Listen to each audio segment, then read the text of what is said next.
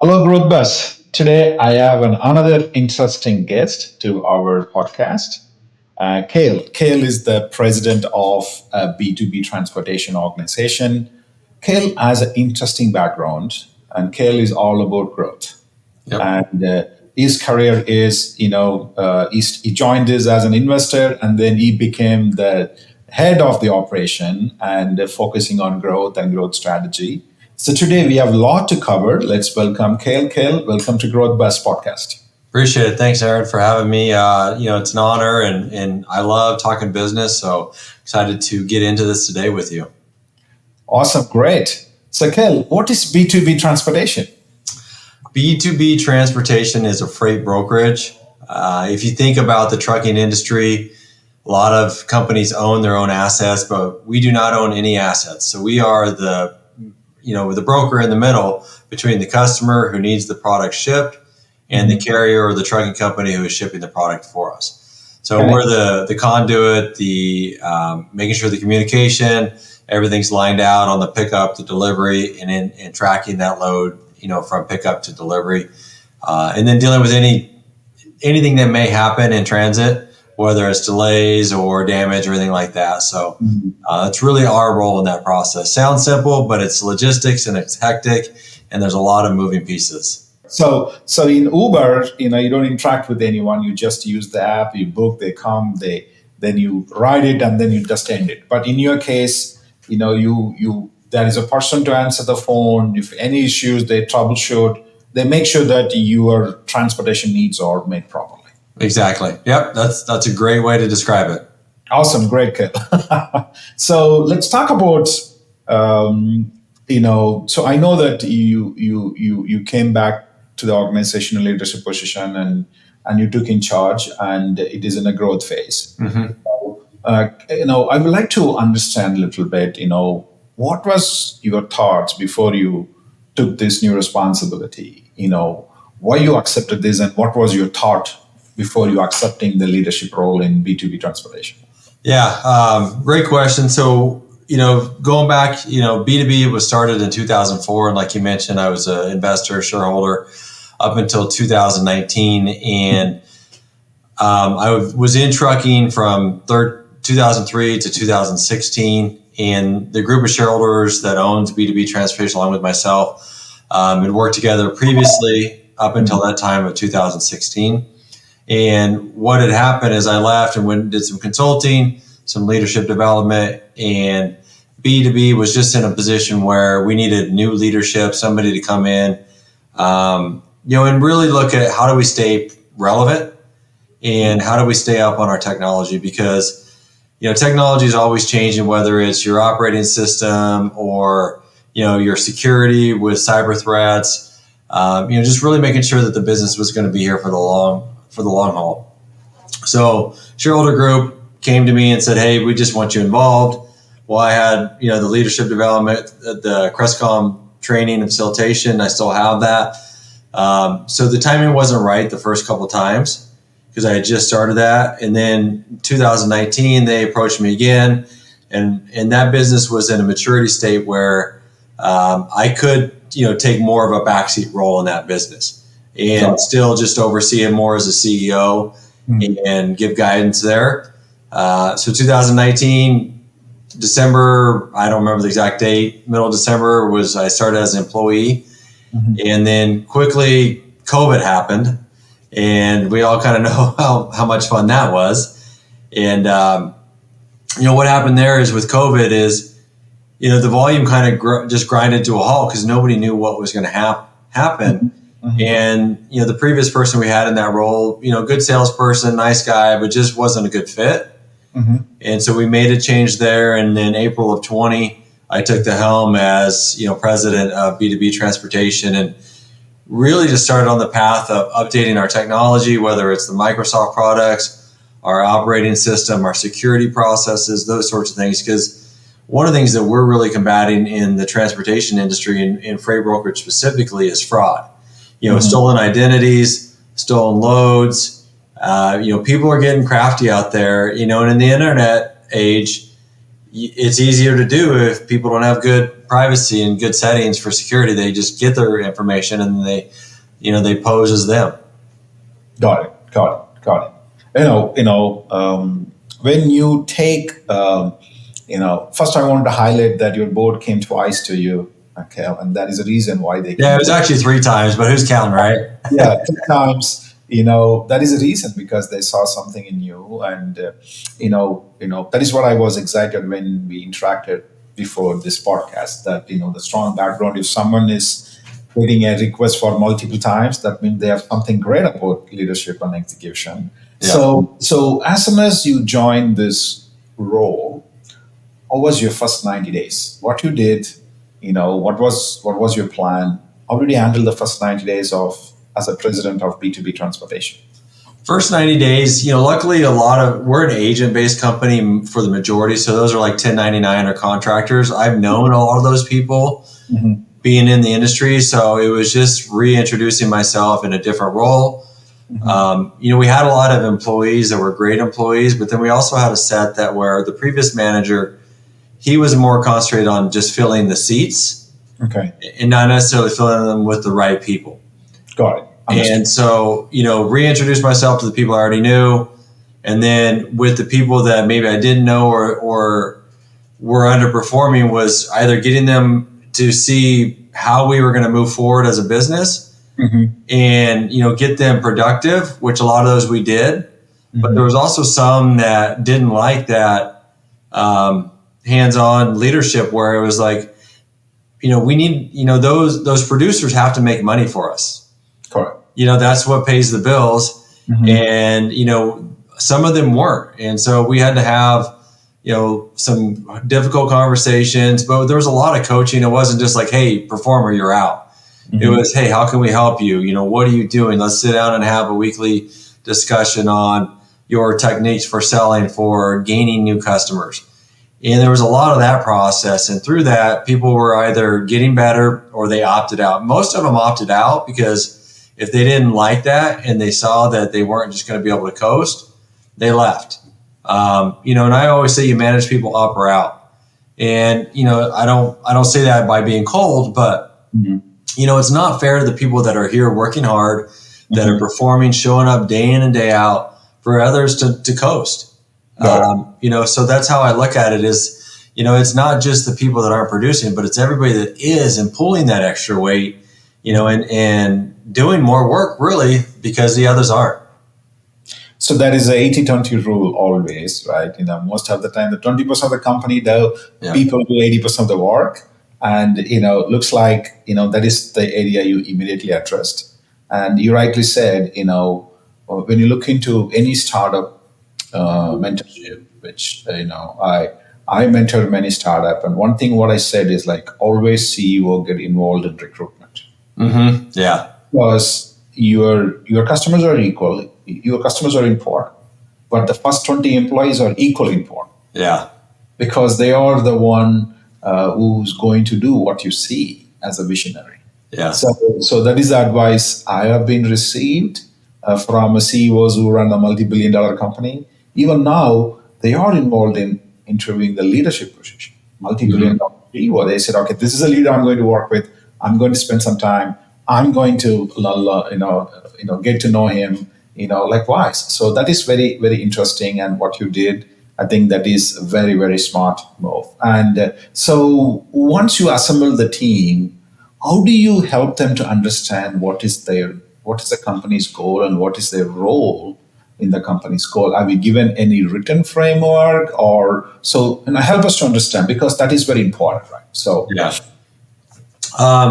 So really what I do is I work with our team. I'm a big sports guy, so I look at a lot of things like sports and coaching and finding maybe some areas for improvement, or a lot of times it's just, hey, great job. You're doing a great job, and just keep doing that and praising that, because, what gets recognized gets repeated.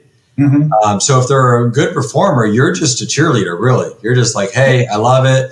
If there's anything you need, let me know. But usually it's just staying out of their way and letting them do their thing, because they have it. They're a professional. They know what they're doing.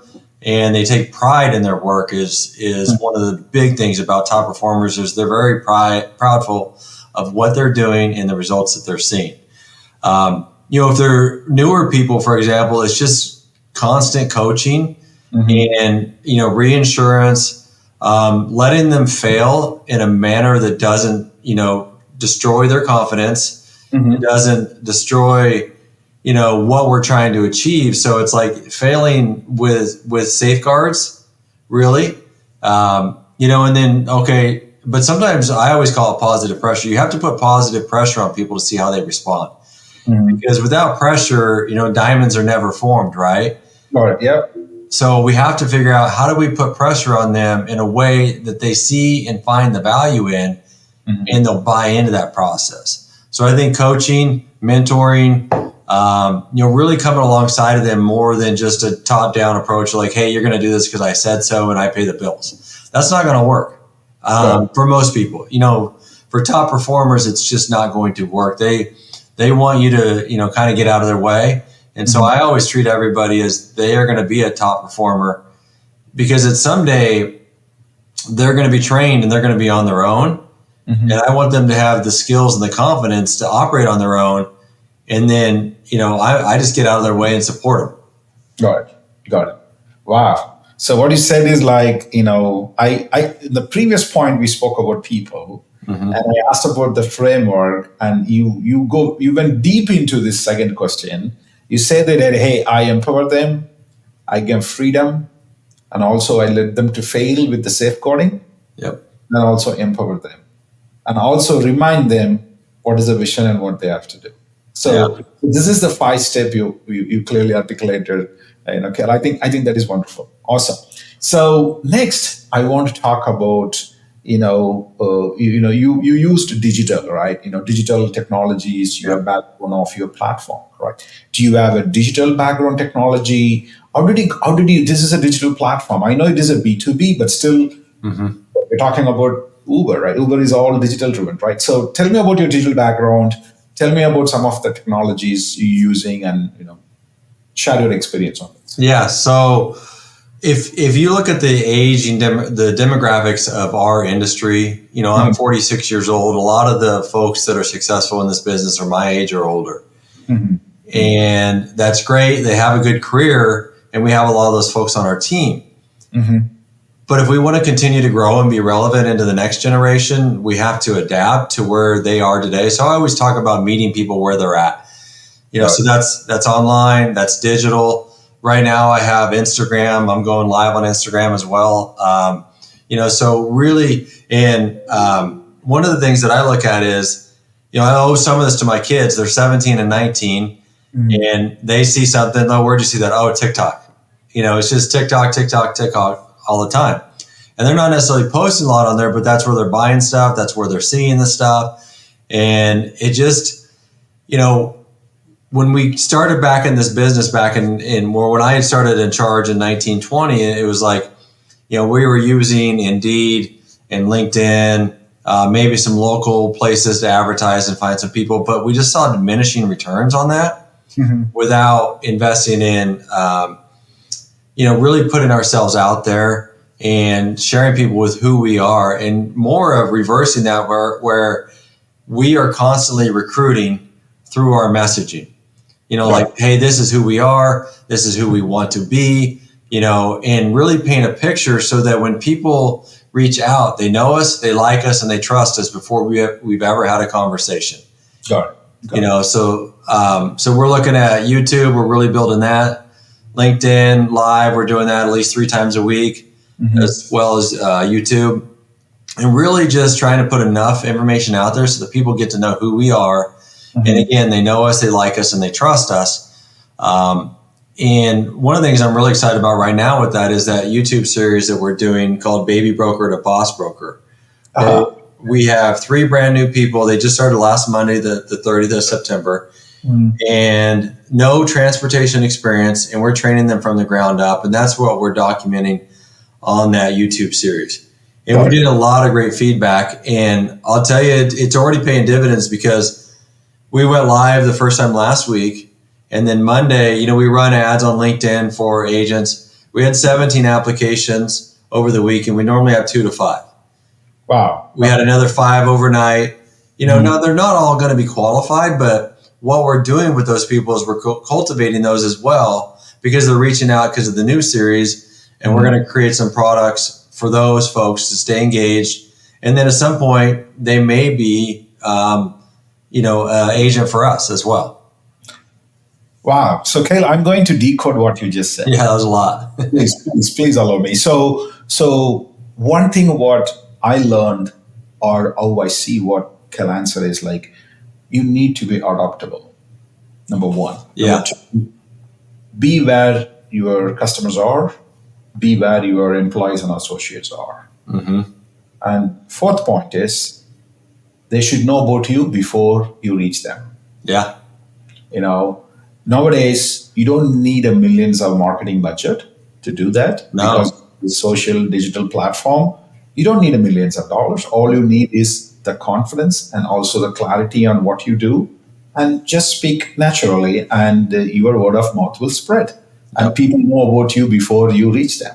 So this is a step you described. Cale, I thought I need to describe from my style, and so awesome, great. So tell me, if somebody is willing to grow their company, because this growth podcast is all about growth, right? Mm-hmm. So tell me, what is number 3, right? 3 advice you give it to them if someone wants to grow the company aggressively.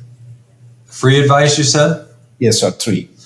You have to be passionate about what you do.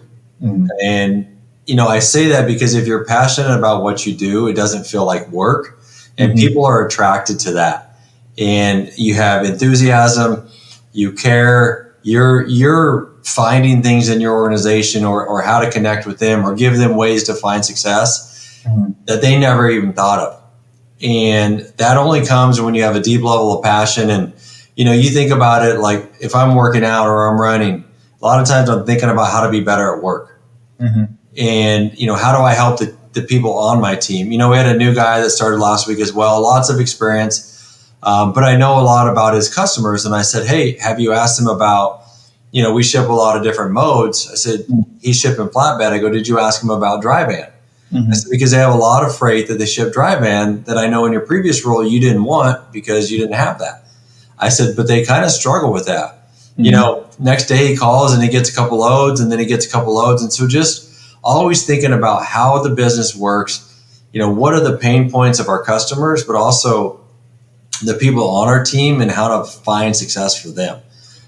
So that passion is so key, because people will pick up on that. And if you want to do well in life, you want to work with people that are passionate. Awesome. And what you're saying is be like a matchbox around your organization. Yeah. So throw the lights, throw a little bit of fire, and then they can able to take it. Exactly. Yeah, I like that. Be a matchbox. Exactly right. So don't hesitate. Don't hesitate to spark, and not all the spark can be a bigger fire for sure. Yes. Right. We don't know which spark will trigger which idea, which execution. So very well said, Cale.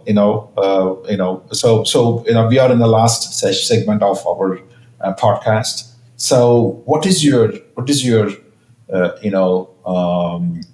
advice for a startup entrepreneur? Already you told you need to have a passion, you need to do this, but why an entrepreneur should start a business and what they need? There's people out there that think it's anybody can do it, and I think that's partially true. Mm. Whether you have business experience or not. So part of it is the passion I already talked about, but like if you just want something bigger than yourself, and if you love to create and you love, one of the things that I go back to in my coaching, I still coach youth basketball, is I love seeing people develop and reach heights that they never thought they could reach on their own. Mm-hmm. And so to me, that's one of the greatest things about entrepreneurship. As you grow, you have to challenge yourself to grow bigger than you ever thought. But the real magic is when you start to help other people do that. So that's going to take some time if you're a brand new startup, depending on the industry. But, you have to constantly love to learn, because if you're not learning every day, you're falling behind. It's plain and simple. So again, just really developing yourself, but doing it in a way that you're giving without expectation of return. Mm-hmm. Because if I, like this podcast, for example, right? If you said, "Hey, Cale, I'm going to have you on," and then you expected something in return, you may be disappointed. But you're coming into this, "Hey, I want to spotlight you," and who knows? This might be the last time we see each other, or it might be a start of a great relationship. And either one is okay, because we're both doing it without expectation of return. Correct. And I think that's where a lot of people really get hung up in business, is that if I do this for you, you're going to do this for me. And it's not also always equal parts return. And honestly, it's a hard thing to do. But once you get there mentally, man, it sure is freeing, because you are just giving all the time. And then a lot of times you get that back in the moments that you need it most, because it's huge. Yeah, glad you said that, Cale. I want to share my experience. I'm a community influencer. I'm a community leader. I took a non-profit organization, around 2,000 family were the members. I organized 2 years. I served as a president, and almost that became my primary job more than my business, because I have a ethic of, when you take responsibility, you deliver results. No expectations, nothing. You know what that did to me? After I stepped down from the presidentship, I started an app called Juggle App. And then, I wanted to raise funding. So as soon as I announced, how much I raised? $3.4 million. Yeah, that's awesome. $3.4 million. And, the first day I got a commitment of $250,000, and next week another $500,000. And I could not sleep. And I said, man, I did not expect this. Yeah. Because the reputation I built by doing what I love to do, by doing the way you think that is right, people see it. Yeah. Pay attention to the details. Now, what you said is absolutely right. We don't know how this relationship is going to go. This could be our last show, or we may not talk, or we may get into a joint venture. We don't know is the answer. But making the effect again and again is what makes entrepreneurship great. Yeah. So I love what you said, and I thought, hey, I need to share my experience to back what you said. So thank you so much, Cale. Nice having you in our growth podcast, and looking forward to collaborate with you. Probably we can do one podcast maybe once in a quarter, so that we can continue to empower people around us. Yeah, love to. Awesome. Thank you so much. And the Growthbuzz followers, and if you have any interesting story you want to share to this world to inspire, please reach us, and we love to have you on the show. If you like it, please click share. Maybe you can write a note to call for him to share his experience, and reach him. If you are looking for anything related to B2B transformation, please reach him. Thank you, and wish you all good luck. Thank you.